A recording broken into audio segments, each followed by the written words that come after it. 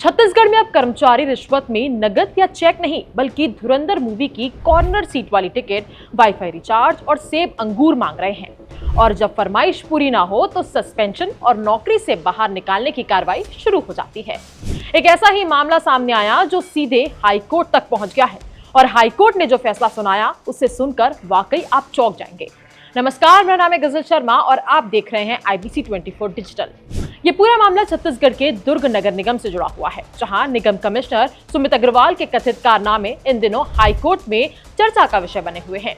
नगर निगम में assistant grade 3 के पद पर पदस्थ भूपेंद्र गोयल नाम के कर्मचारी ने दावा किया है कि उनसे कमिश्नर साहब ने सरकारी काम छोड़कर निजी डिलीवरी बॉय जैसा व्यवहार करने की उम्मीद रखी।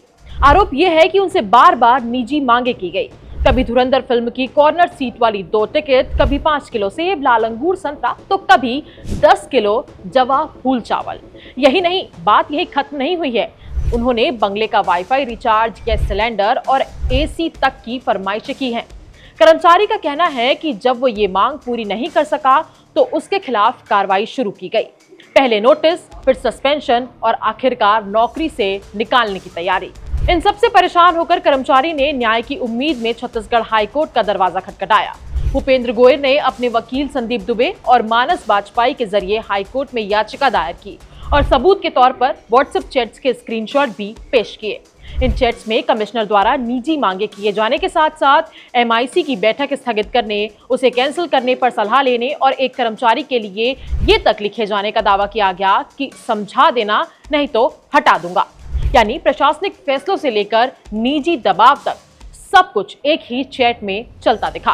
कर्मचारी ने कोर्ट को बताया कि उसकी नियुक्ति साल 2014 में चपरासी के पद पर हुई थी और 2019 में प्रमोशन देकर उसे असिस्टेंट ग्रेड 3 बनाया गया था। लेकिन 31 जुलाई 2025 को कमिश्नर ने उस पर कुछ नियुक्तियों और पदोन्नति में गड़बड़ी का आरोप लगाते हुए नोटिस जारी कर दी। आरोप था कि कुछ कर्मचारियों की नियुक्ति और एक अधिकारी की पदोन्नति अवैध तरीके से की गई है। कर्मचारी का कहना है कि वो सिर्फ फाइल पुटअप करने वाला क्लर्क था, फैसले तो उससे ऊपर के अधिकारियों ने ही लिए थे। इसके बावजूद 7 अगस्त 2025 को उसे सस्पेंड कर दिया गया और फिर 6 अक्टूबर 2026 को आई जांच रिपोर्ट के आधार पर बर्खास्तगी की तैयारी कर ली गई। इसी कार्रवाई को कर्मचारी ने हाईकोर्ट में चुनौती दी। मामले की सुनवाई जस्टिस PP साहू की सिंगल बेंच में हुई। याचिकाकर्ता की ओर से दलील दी गई कि पूरी जांच प्रक्रिया नियमों के खिलाफ और मनमाने ढंग से की गई थी। कोर्ट ने भी इस बात पर गंभीर सवाल उठाए और कहा कि जांच अधिकारी ने आरोप साबित करने के लिए एक भी गवाह से पूछताछ नहीं की, फिर भी कर्मचारी को दंडित करने की सिफारिश कर दी गई।